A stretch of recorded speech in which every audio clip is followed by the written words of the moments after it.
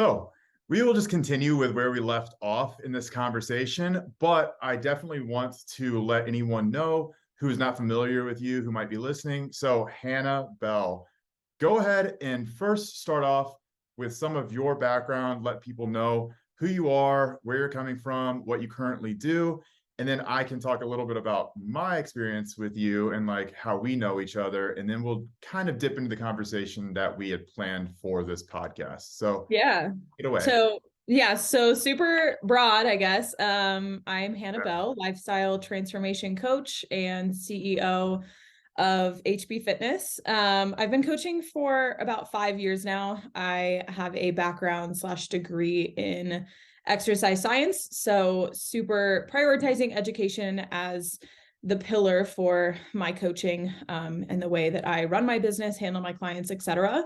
You can never learn too much. So I was a group fitness instructor, turned college strength intern, turned assistant coach, turned CEO, newly a CEO as of 6 months ago timeframe. But yeah, that's like a brief about me. Newly a cat mom. I love dinosaurs, and I am a donut addict.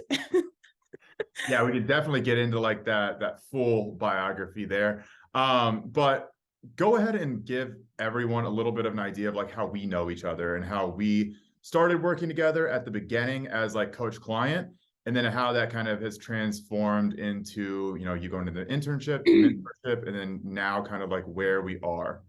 Yeah. So when I was an assistant coach for Metanoia under Megan, just kind of like same community, found Bryce on Instagram through her, and just loved what he posted, loved what his company posted.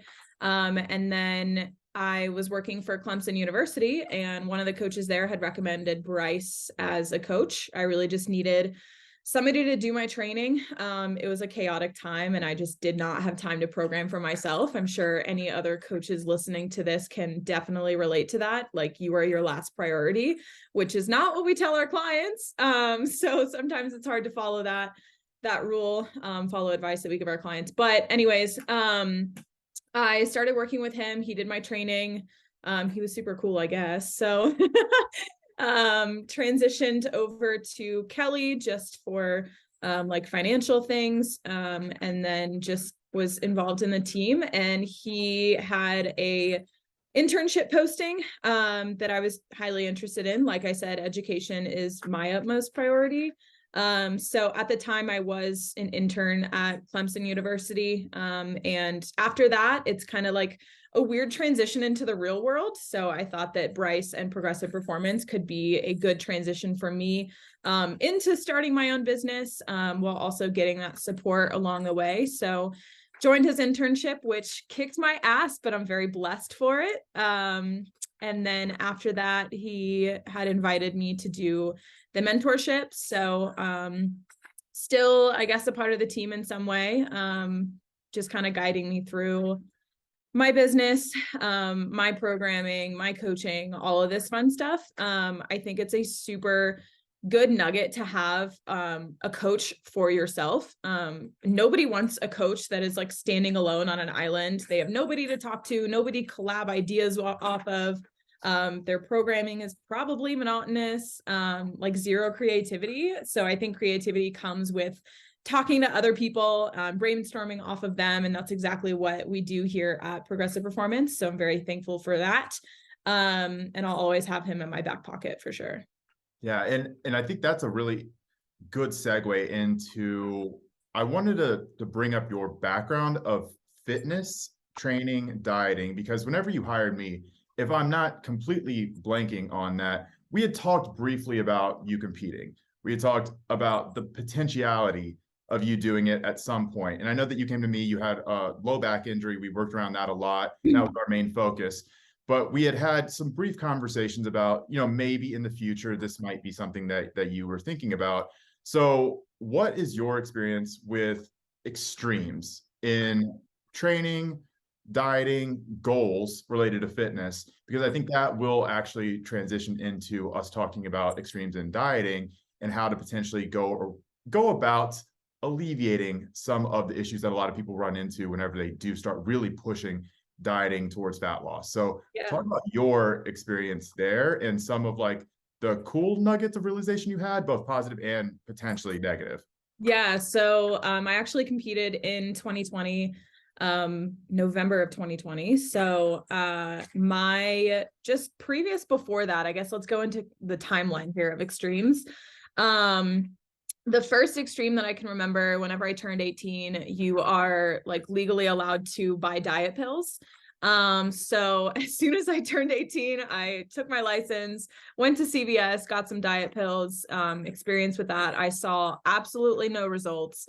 And I didn't realize I had zero education at that point. Of course, I'm in high school, so I had zero knowledge of what diet pill does to you. In the long run, short run, whatever. I didn't know why it was working. At that time, I was also an athlete as well. So I rode horses in college. So that was like my whole high school life, was leaving high school earlier, going to the barn, riding like 6-7 horses a day, not getting home until like 11 p.m. So I had no life. I was not a partier. I'm not by the bonfire in high school drinking beer. I was dedicated into getting into college, getting that scholarship. And I did, which is great. But that just leads into another story of competing in college. There's a lot of pressure on you. Equestrians are, you have to be lean. You have to have a certain figure, balance, coordination, strength, all of the above. And I wasn't necessarily a overweight individual, but I definitely did not have experience in the gym. I was not training in high school whatsoever. And there is some background with family things. So there were some family background things of, mom kind of hiding the sweets, not allowing to have soda.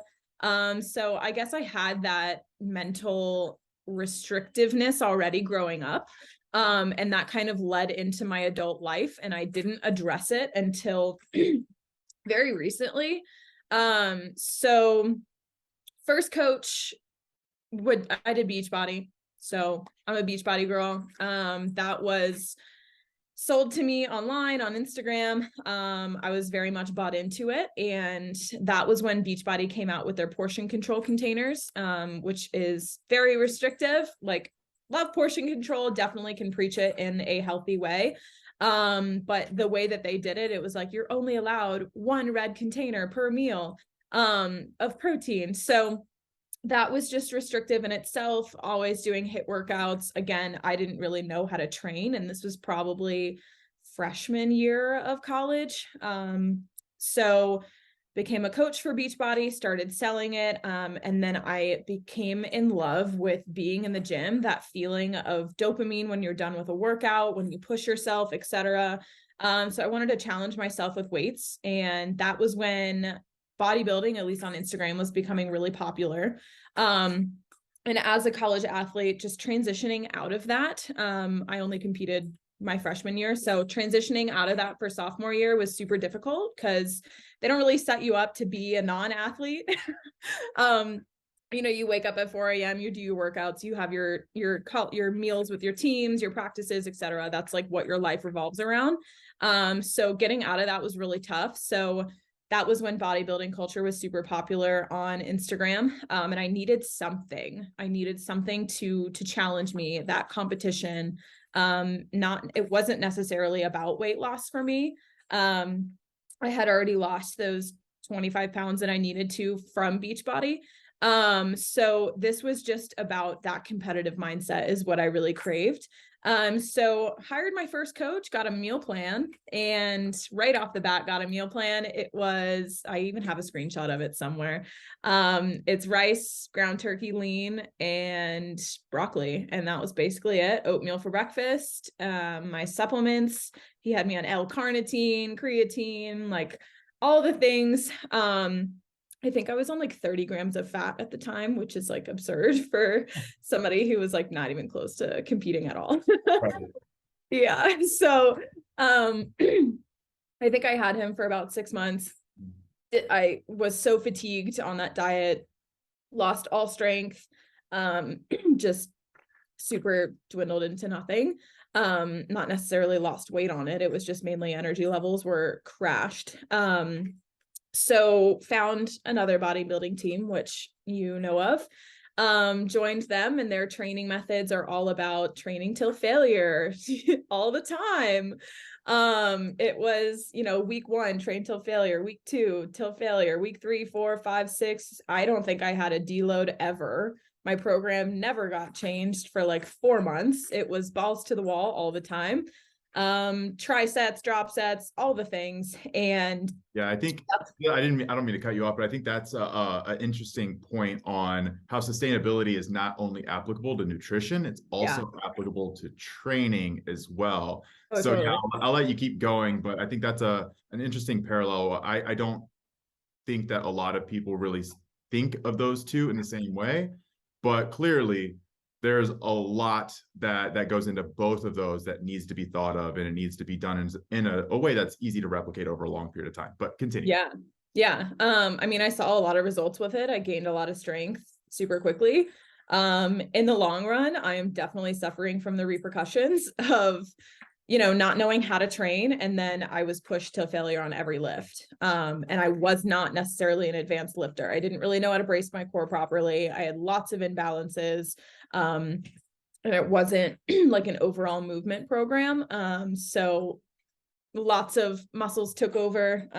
For example, my QL tends to take over instead of my psoas or my core. So I brace with my QL, which is not awesome. So this is my low back issues right here. But yeah, training till failure with them. And I then transitioned into being an assistant coach after being on their team. At this point, like first time being an assistant coach, I thought I knew how to program, but to be honest, exercise science degree does not set you up for like real world lifestyle things like that. I think that comes from experience and learning from others like you. Exercise science is very much deemed around strength and conditioning. Whether you want to be a PT, OT, a strength coach in college, whatever it is, which is completely different programming from lifestyle. And I know that you saw that from me. Even my biggest struggles when going to that strength and conditioning internship, they were like, too much volume, you program like a bodybuilder, because that's all I knew. So it was like that weird transition into like programming for athletes versus programming for bodybuilders. But anyways, that's another conversation we can get into. Yeah, but I mean, that's definitely something that I can relate to very, very much so, because I had to do the same thing. I came from a bodybuilding background. I worked in a strength and conditioning gym for a long time. I've gone back and forth between coaching Gen Pop athletes, strength athletes, physique athletes, professional athletes in different like a different sports. brain. Yeah, it is. It is. And every goal has very different foundational principles that have to be applied to it whenever it comes to training, but also obviously nutrition and even like the psychological aspect, where you can push certain people harder than others. And, if a goal is very serious, then you should take that seriousness into account whenever you're coaching someone. But you can't tell every Gen Pop client that just wants to feel better, look better, take every set to failure for infinity, or eat 30 grams of fat for infinity, because that's not something that can be done safely, in a healthy way, sustainably. And what ends up always happening is, as soon as there is a little bit of like slack in that leash, they go off the deep end. They just completely lose it. They revert all the way back. And typically there's that negative rebound effect, where they not only revert all the way back to where they started, but they typically get worse because of whatever issues they developed from that training or that nutritional coaching style. So yeah, I mean, with your background, clearly like you have a lot of experience with your own ebbs and flows. Like you've seen it happen before. You've experienced good coaching, you've experienced bad coaching. You've seen how difficult it can be to operate in the extremes. And part of that too is understanding that extremes are time sensitive. You shouldn't live there. It should be something that you get in, you get out, only as needed, and not everyone really needs to go there. But for the vast majority of the population, they don't have extreme goals. They have very moderate goals. Like most people just want to feel better, look better. They don't want to hurt whenever they're getting out of bed every morning. They want to be able to enjoy the gym. They want to sweat, train hard, get their heart rate up. They want their partner to look at them and find them attractive. They, all of those things, right? So LGN is what we call it. Look good look naked. good naked. Yeah, look good naked. Yeah. So like that's what most people want. And because moderate goals tend to not come with moderate necessities from like a coaching standpoint, that ends up really throwing a lot of coaching styles for a loop. And it sounds weird, but a lot of coaches just don't know how to operate with moderate. They don't. Yeah. It's like, so that's where things like macro coaching and even like the style of coaching I do with training, it's not applicable to most Gen Pop clients. They don't need that level of detail, right? Like for someone who just wants to lose 20 pounds getting ready for the summer, they probably don't need the level of programming that I deliver, or like the level of nutrition coaching that a contest prep dietitian might be putting out. They just don't really need that. And they might need more of like behavior habit coaching, So for you, I know that's a lot of what you're currently moving towards. You're moving towards like the behavior coaching. You're trying to work with your clients one-on-one to build those habits, to really kind of like rewire, reprogram how they think about food, how they think about diets. And that's hopefully leading to more sustainability long term. It avoids those extremes. So with that, it is difficult to operate in those zones of like subjectiveness, because objectiveness would be like macros. You're tracking, exactly to the gram how much protein, carbs, fat you're eating, how much cardio you're doing, your expenditure, everything. That's objective. Those are like the quantitative values that you can measure every single day, every single week. But for you, a lot of that, and this is what I would agree with, a lot of that is more along the lines of unsustainable. That's not something that most people want to do forever. And I would agree with that.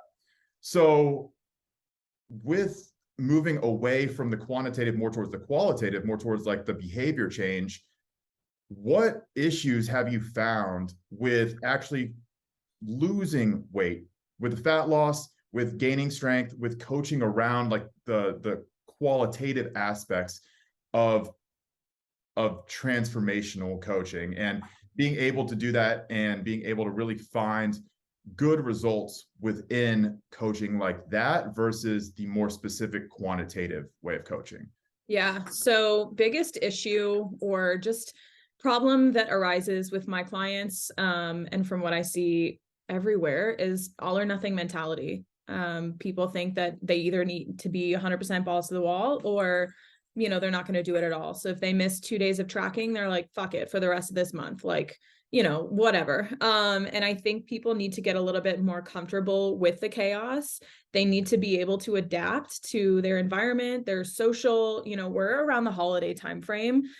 You have to be adaptable. If somebody invites you to Botanical Garden Lights this weekend, like you have to be able to be comfortable with that and, prepare your mind, as well as your intake for that, and just creating balance in your life.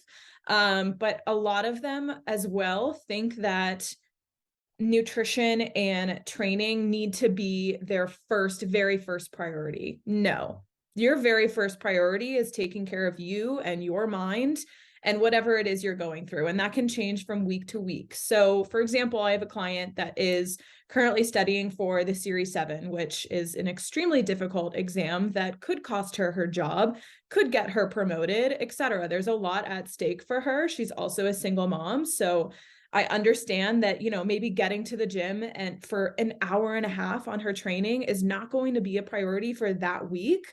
But if I give her a 90-minute program, she's going to feel like a failure if she does not achieve that. So I think the importance of also communicating with your clients. I need to know that. I need to know what her priorities are. So I can go ahead and change her lift, accumulate her volume, and maybe give her a 30-minute lift that she could do at home. And it's still movement. It might not expend the same energy that I would have hoped or whatever, but that isn't our main priority. The main priority is getting her to pass that test. So speaking of behavior changes for her, getting her to realize that that all or nothing mentality, it doesn't have to happen, getting her to realize her priorities on a week-to-week basis, as well as, gosh, it just totally slipped my tongue of, goal setting. Goal setting with my clients is a huge thing. As soon as they sign on with me, we hop on a video call just like this one. And we go over, what exactly your goals are, where your mindset is at. Like, I want to be that person that like really dives deep into your childhood trauma. Not trauma is a terrible word, but like, what was your food behavior as a child? Because that 100% reflects where you are right now. Was your mom the handful of almond kind of mom? I actually had a conversation with a brand new client the other day, and she exposed that information, and she was like, that's why I just tend to like restrict my portions, because that was my mom. And it's not that they're doing anything bad. Like, raising a child's like a huge task, so like, way to go, mom. But I mean, I had the mom that was like, you have to eat everything on your plate before you can leave the dinner table. So like, I 100% understand where you're coming from. And I think that probably is an underserved and underrepresented aspect of nutrition coaching, is figuring out like where behavior is coming from and like where the habits are coming from and what is leading to the eating behaviors that they have now, that you have now, whoever it might be that you're trying to kind of like dissect there. Because now that I'm thinking about it, like my childhood coming up, I had extremely erratic eating behaviors. Like it was all over the place, right? Like I didn't eat breakfast basically my entire childhood, but everything was based around like lunch and dinner, no real snacks, nothing like that. But it was like you had to eat everything on your plate, and you didn't really have a say in like what you're eating. You had to have like a portion of everything that was for dinner, right? So if you had like mashed potatoes and corn and green beans and steak, like you had to have some of each, and you had to eat everything on your plate. Like there was no questions, there was no choices. So that's really interesting to me. That probably explains a little bit why, like, for a long time I had an aversion to a lot of foods and I was really picky. So I definitely breakfast, but also like vegetables and shit like that, just because like as a kid I was like forced to eat things I didn't really want to or like desire to. But yeah, I mean, that's a really interesting thing, and I'd never really thought too much into that side of it, but I 100% see where you're coming from. And that leads into an interesting conversation about like nature versus nurture, where genetically we understand that someone might be resistant to fat loss, or they might have more of a proclivity for weight gain. We just know that like that is in genes. Whereas someone else might be genetically a little bit leaner. They might be genetically a bit more prone to gain muscle, to build a frame that is what we would consider more like aesthetically pleasing, more bodybuilding standards.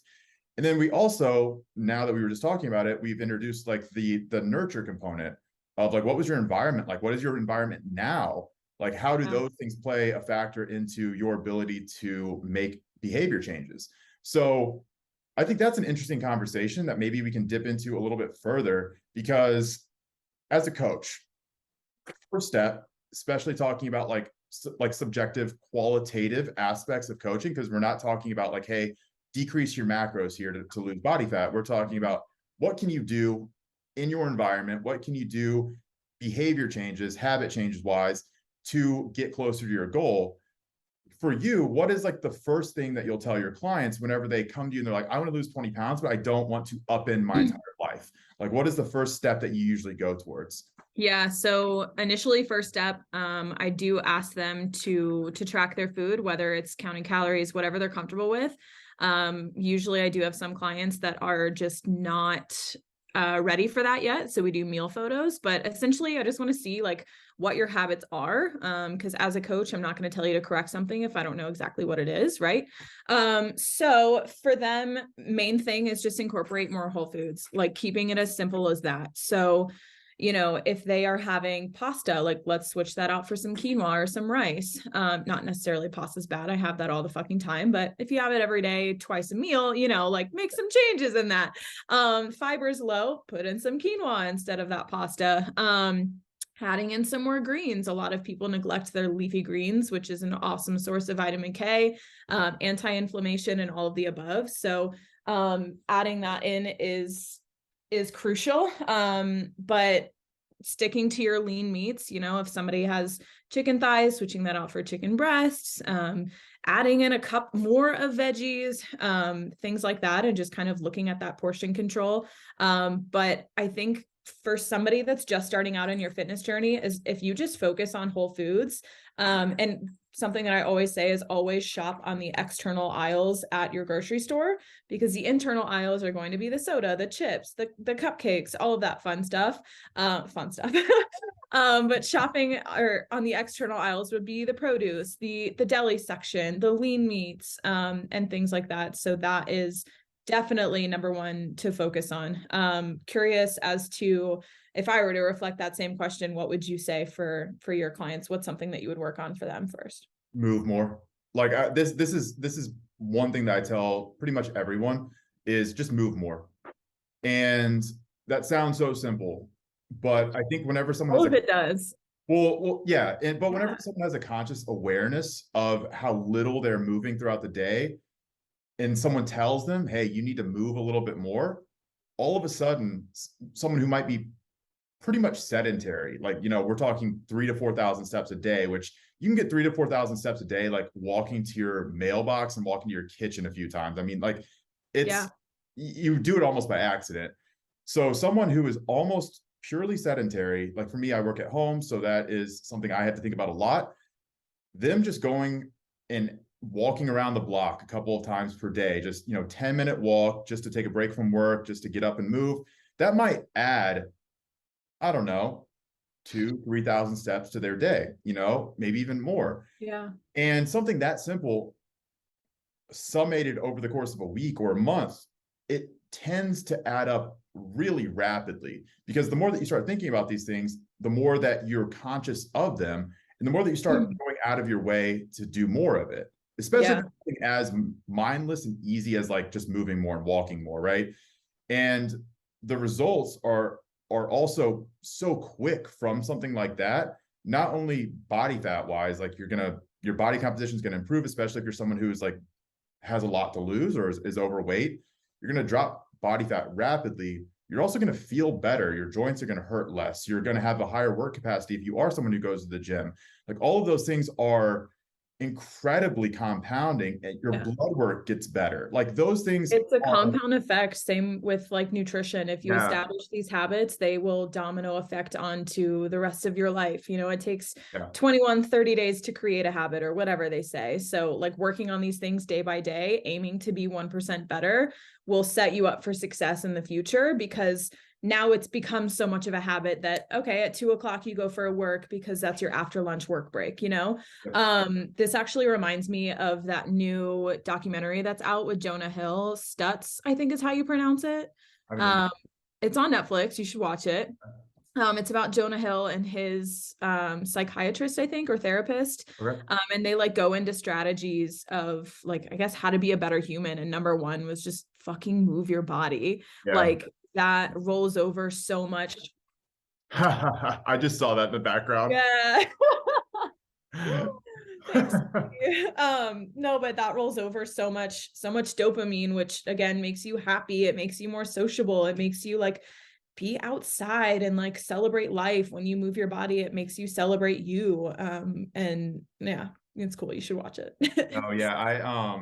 The reason that I always go to just like move more, just walk more is I had a coach, a nutrition coach, years ago, but he was the first coach I ever had. He was awesome. Probably the smartest person I've ever met in my life. And I think I'm uniquely lucky in the fact that the first coach I had was actually a great coach. Most people's first coach is horrible. So I had a great coach, and over the years, like the more that I talked to him, the more that he just kind of rounded out his cardio philosophy on just move more, just walk. Like it wasn't even structured or even measured. It was just walk more. Like, okay, so instead of this week going on, 1 walk per day, this week go on 2 walks per day. It's Yeah. like, it was something so simple, but it was not, it didn't even have to be measured because it was just inherent in the guidelines and recommendation that you're going to be burning more calories now. Yeah. And I started really molding a lot of my thoughts around that. And I'm like, could this be that simple? Like, can these things be that easy? And if so, why are we so focused on like all of the minutia of everything with weight loss, with training, with transformations, with physique change, all of these things? Like, why are we so focused on all of like the 0.01% subtleties?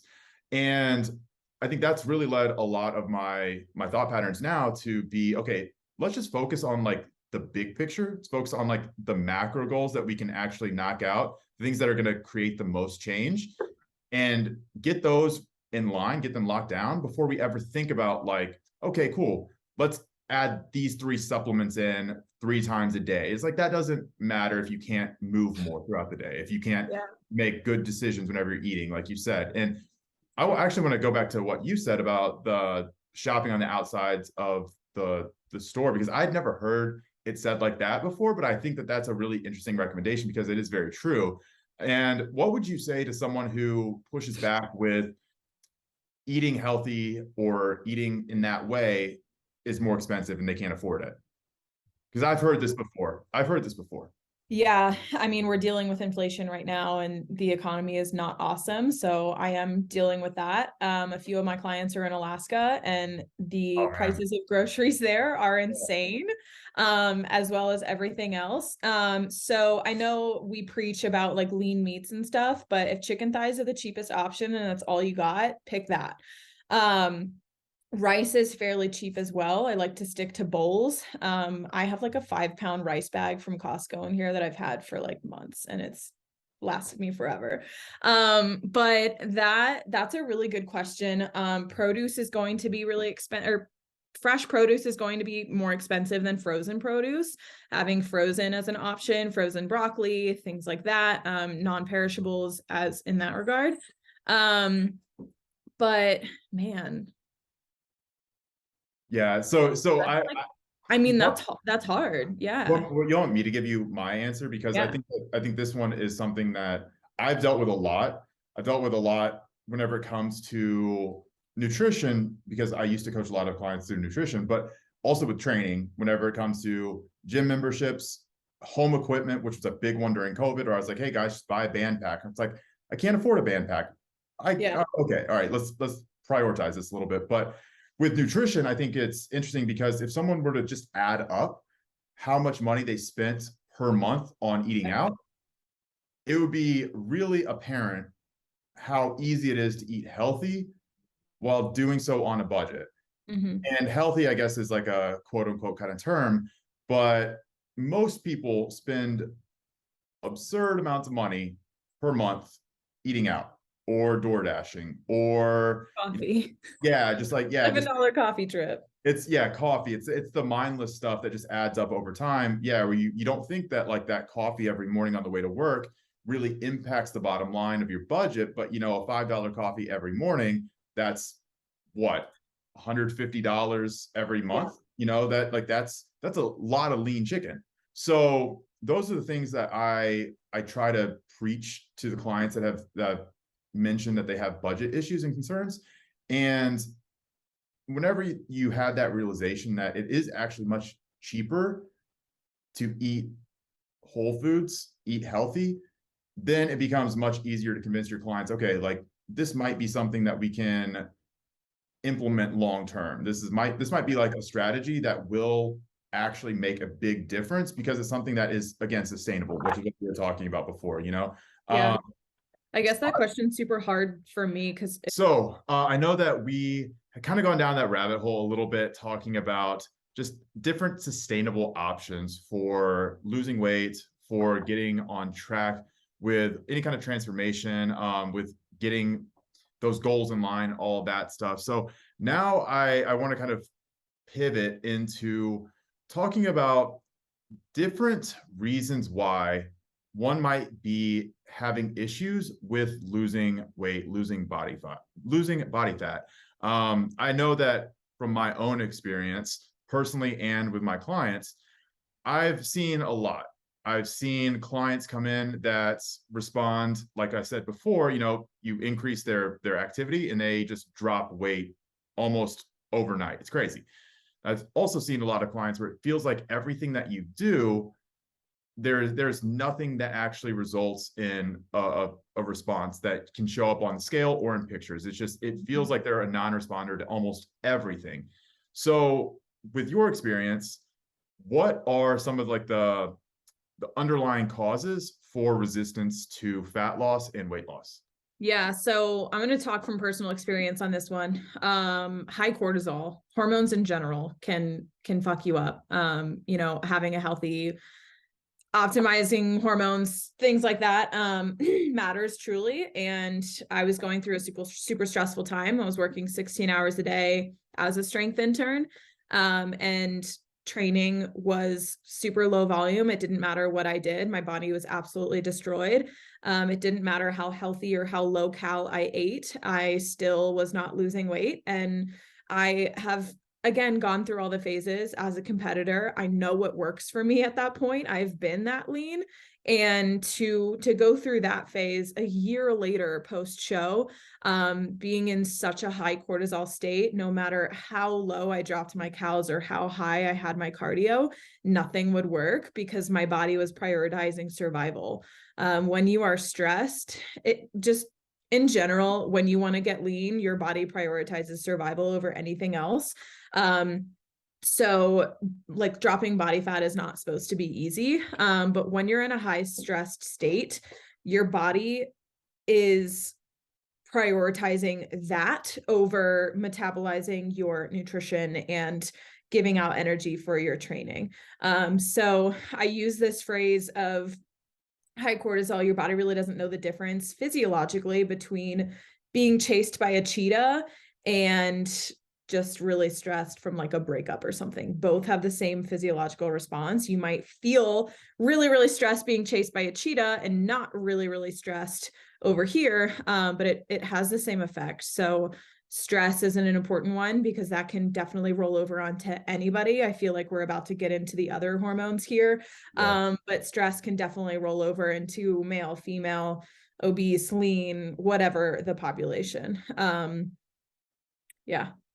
Yeah. So like hormonal dysregulation is a really big one. And that's something that whether you're really, really far on like the gym pop side of like, I just want to lose 20 pounds and I want to feel healthier, or if you're someone who is really deep in competition, or you're an athlete, you're a bodybuilder, you're a powerlifter, whatever it might be. And maybe the extremes of your sport have actually caused the dysregulation, right? And we see this a lot with physique athletes where they run their calories so low for so long, or they're someone who is supplementing exogenously with hormones, and they actually have a suppression of something like testosterone, something like thyroid hormone. And because of that, they have a lot of trouble either putting muscle on, keeping muscle on, or getting fat off. So that's definitely another big one, including, cortisol. And like I mentioned a second ago, thyroid it's big, really big. Being able to manage all of those things and keep them in healthy ranges is incredibly important. And there are going to be some people just genetically, they are predisposed to having a bit more dysfunction and dysregulation there than other people. So understanding where you are on that spectrum is going to be super important, because that is kind of like what we were talking about before. Like that's the nature side of it, where some people just come in and the cards are stacked against them, like they just don't have the best foundation for losing body fat, getting really lean. And that's okay, because that's where the environment comes in, nurture comes in, and you can actually do a lot of things in your environment to make it a lot easier for you to actually lose that weight. So part of that is going to be making sure that you are locking in your behavior change, locking in like your habits, getting all of that right. Voiceover. The whole food. Voiceover speaks descriptions of items. Sorry. Did she Cat pressed a button. Oh my God. Oh Dude, God. this is my cat's out of my office. That's funny. But yeah, I think that there are a lot of reasons why someone might be resistant to fat loss. Again, hormones being a really big one. The lack of underlying physical activity, I think, is another really big important one, where not a lot of people truly understand how little they're moving. And also, just nutritionally, I don't think a lot of people understand where their true habits are and where their true intakes are. It's really easy to create this story in your head that you're doing everything that you can to adhere to a diet, to lose weight, you're eating really healthy, you're eating very low calorie, you're not eating any carbs, like you're always hydrated, all these things. And I've heard this a lot over the years, where people tell me that they're doing everything right and they just can't lose body fat. But if you peek under the hood just a little bit, you start to see that story kind of crumble, because they're not accounting for X, they're not paying attention to Y, they didn't even know that Z was a contributing factor. So like all of these things play a really big part in being able to lose body fat. So not everyone is going to be able to alter their hormones. Not everyone is morally going to want to alter their hormones, right? That's a story for, or a conversation for a different day as well.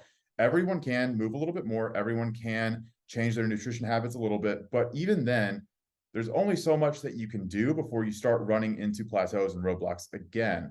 So for you personally, also as a coach, what are like those next steps to continue moving and pushing fat loss in the direction that you want it, once you start brushing your head up against those ceilings and up against those plateaus? Because they always happen, you can't prevent it. So like, what do you do? You mean, can you rephrase the question? Like, if somebody were to do all of these habits, like what's next? Yeah, so yeah, so if someone has started to get some of those, like those habits in place, they have at least like the foundation ready to go in place, and they are moving at least a sufficient amount, they are eating whole foods, they're at least tracking and understanding what they're eating, it's all fine and dandy there. They might have even been making some progress on the fat loss goals there. But what happens, what do you do whenever those plateaus start to emerge? Because like what I was saying a second ago, they always do, you know? Yeah, this is probably super not a response that you're expecting. But I want to bring this into like talking about the American diet a little bit. Not in terms of food choices, but in terms of how fast we eat and how that can affect weight loss as well. If you're not present when you're eating, if you're scrolling on the phone, if you are, stuffing your face and in a rush, that affects digestion, and that can affect disrupting the communication between the brain and the stomach when it's actually full.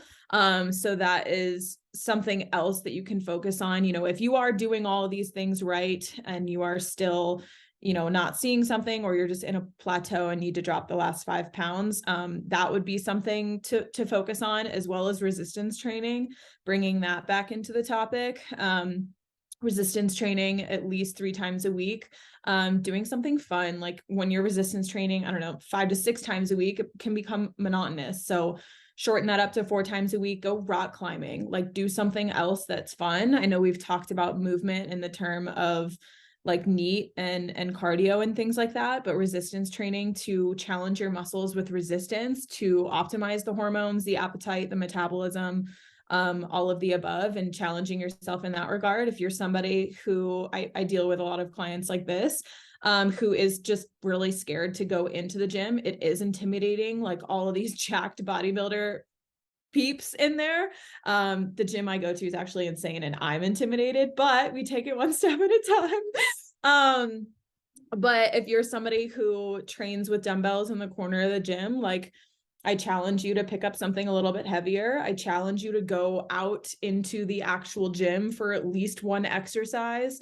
Challenge yourself that way. If you're somebody who is pretty advanced in the gym, challenging yourself with like different modalities of using bands or drop sets, or different intensities in that regard. So yeah. What do you think? Yeah, I mean, putting on muscle is always going to be like the easiest way to just like continue body compositional changes. A lot of people, I don't think they understand that whenever we talk about body fat, it's typically under the connotation of body fat percentage. That's usually what we're talking about. And there are certain people that talk about total body fat in terms of weight or mass, but generally it's going to be as a function of body fat percentage. Well, body fat percentage is a function of total body weight, which is also a function of lean body mass, so muscle mass. So if you can change the proportion of lean body mass to fat mass, you're actually going to be decreasing your body fat percentage, even if you don't lose any body fat per se. So that is kind of a conundrum in your head whenever you think about it. You're like, wait, how can I decrease my body fat percentage without actually losing any body fat? That's actually what happens if you're gaining muscle. And not only that, but muscle is the source of fat oxidation. So if you are gaining more muscle, you're going to be burning more fat, you're going to be oxidizing more fat also, because muscle has a much higher caloric maintenance. So that's The another scale does not depict what is going on internally with that either.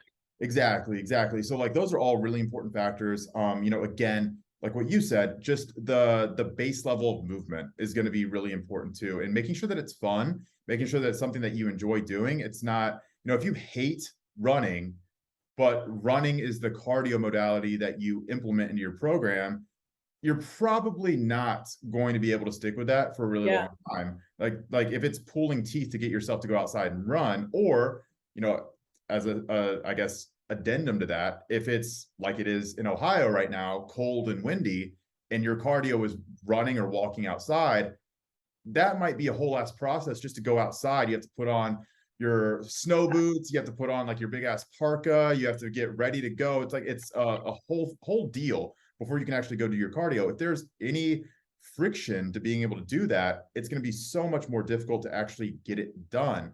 So you want to make these things as frictionless as possible, especially something that's cardio. So if you can enjoy it, if you can do it that in a place that is close, in a place that's comfortable, like those are all going to be really, really important things. And I guess as a side topic to that is like doing it with someone who you enjoy being with, right? If you can have a training partner who's going to be able to motivate you and keep you accountable to it, that's also going to be a huge thing that you can utilize and leverage in your own ability to get to the gym, get your cardio done, get your training done.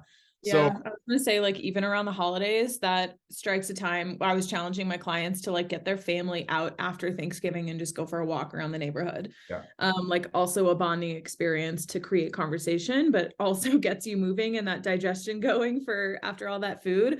Same thing with Christmas time. My family, like Christmas is like a 2-week adventure for us. We take like 2 weeks off and just kind of, we're very much an experience family over gifts and food. So we like to do, like, me and my mom will go to a spin class, or we'll go skiing now that I live in Colorado, like different things like that, that get you outside, also get you to bond with your family and friends and get you to move. And it's not being stuck in the four walls of a gym, which isn't necessarily a bad thing, but it can become monotonous. Like tracking macros, going to the gym, drinking your water, having your daily steps, none of that like is sexy. It's boring at times, especially if you're us and have been doing it for 5 to 6 years. Like, it's just like, oh my gosh, give me something new, like challenge my brain for once. So living in Colorado, I've taken up bouldering, which is super fun, but man, my forearms are like wrecked. And I'm one that I use grips when I lift, so I have zero forearm strength at all. And I'm like, oh, like can't move my hands afterwards, but it's awesome. Like just the different challenge that an environment it brings you is so fun. So and this is something that I've dealt with myself, especially more recently, is whenever your priorities and your goals change, or if you're someone who you're getting towards the end of your goal, your transformation, whatever it might be, and you're starting to pivot over that point where you're like, okay, what do I focus on now? How do I keep myself motivated?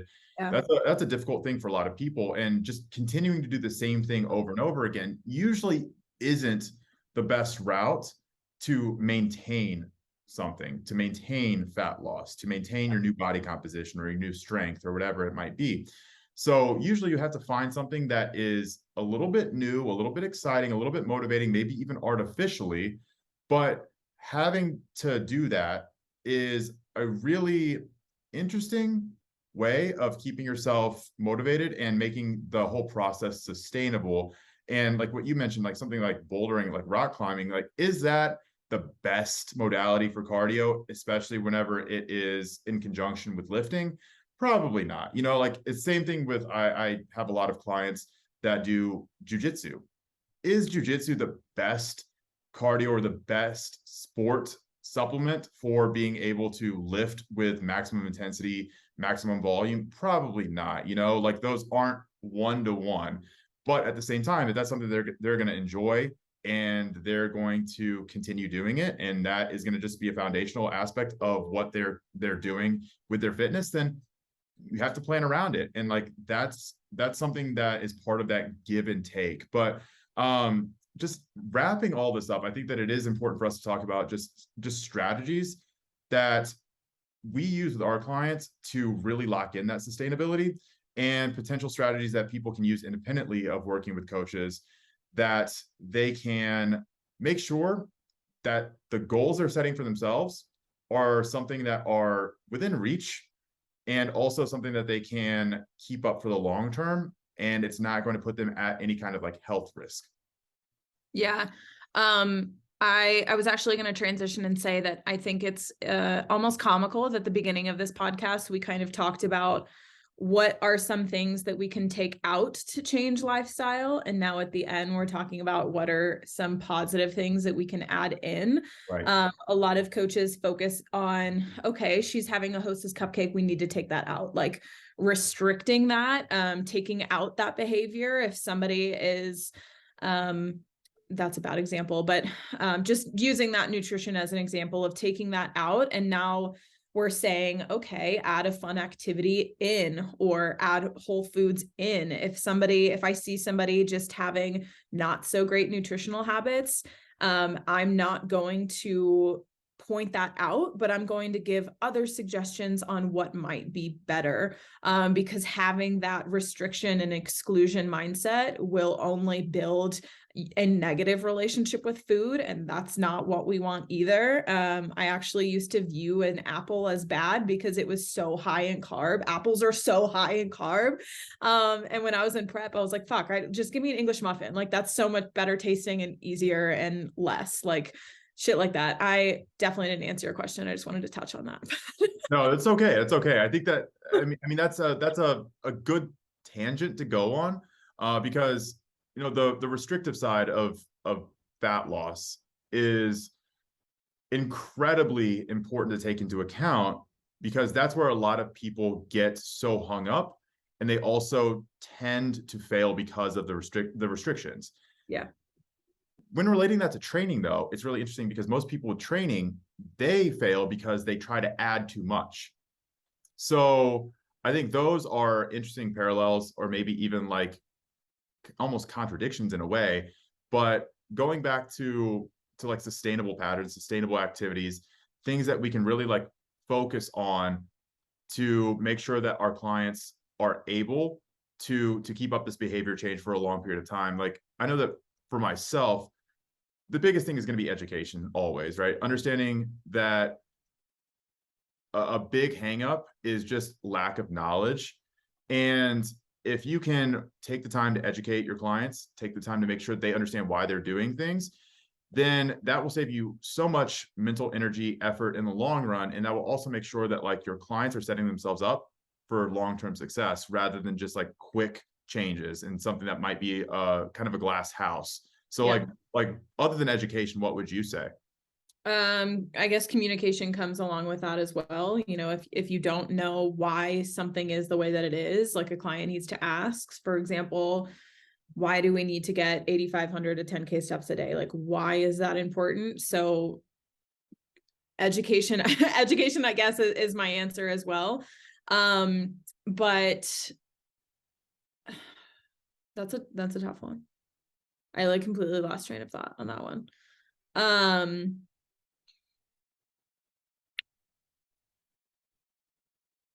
Yeah, I mean, like, well, sustainability is a difficult one. I think that's why so many people struggle with it, is because it's not easy to have like a lifelong goal. You know, most people think of goals in short spurts. It's Yeah. very quick, like sprints, but to be able to do something for life, that's very daunting. Yeah. So whenever people make goals, they don't necessarily think of like the long-term implications of sustainability within that goal. It's, I want to lose 20 pounds, but well, what do you do after you lose 20 pounds? You know, are you going to regain the 20 pounds, or are you going to make another goal? It's like, I want to lose 10 more pounds. And how do you achieve that goal? But a lot of the time there is more of a focus on short-term chunks of goals. And because of that, there just isn't enough of an emphasis on like, how do you achieve those goals, and like, what are the habits that you're building along the way that are improving your chance of success long term. So I like to always think in terms of avoiding extremes. And I know that we mentioned this before. It's probably one of the first things that we talked about whenever we started recording, but extremes are inherently destructive. And that's part of the reason why so many people that are competing tend to fall down those rabbit holes of hormone dysregulation, motivational slumps, really, really bad body dysmorphia, low self-esteem. All of that is because you can't be in extremes for a long period of time without suffering some really serious negative consequences.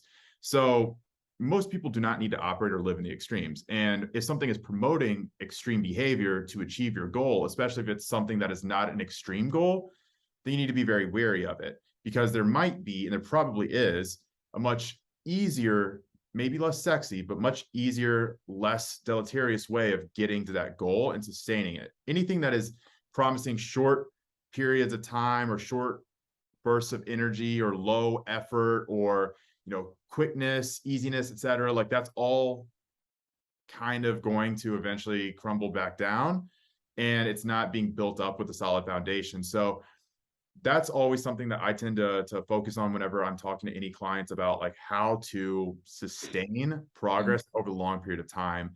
But no, I think that we pretty much like squashed that one into the ground, because that is a really important one, but I think it still bears repeating that we can probably do better there. So with all that being said, I know we could probably talk about this forever, but gonna have to end it. So first things first, I do want to ask you a question, because this is something that I like to ponder about it, but I also have asked a few other people before they have dropped off the podcast. But so if there was one thing that you could do for the rest of your life and you were guaranteed success in whatever it was, what would it be?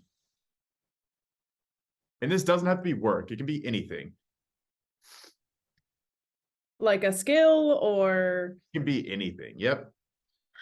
man. Wow, that's a really good question. First thing that comes to mind is being a professional equestrian. It's like super random. Horses make me happy, riding makes me happy. So if I could do that forever, if it means I have to scoop shit on a daily basis, I would. It's just an expensive sport, so if money wasn't involved, that would definitely be where I am. But I'm a coach at heart, so I would want to coach little kids for that, and just like be really good at that skill of riding horses and jumping over fences that are taller than you, Bryce. That's what like lights me on fire. No, I think that is a perfectly reasonable response. Where that question comes from is, I saw it not that long ago.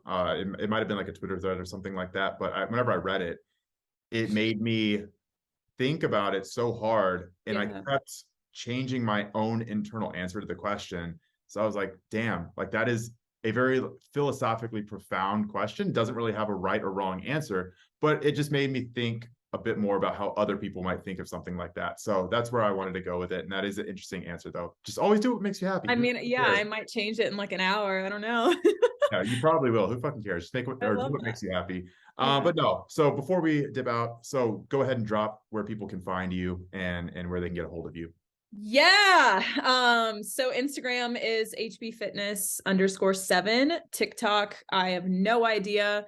Probably the same thing. And YouTube, Hannah Bell, HBFit on YouTube. That's about it. Beautiful. Oh yeah, beautiful. So first of all, thank you so much for doing this. Thank you. Second, It's totally all right if you felt a little bit nervous because this is your first podcast. So Yeah. don't worry about that. I'm still trying to get the hang of doing this from this seat because I am not used to being the host of a podcast, but gonna Yeah. get better. So have a great rest of your day. And yeah, thank you again. Bye. All right.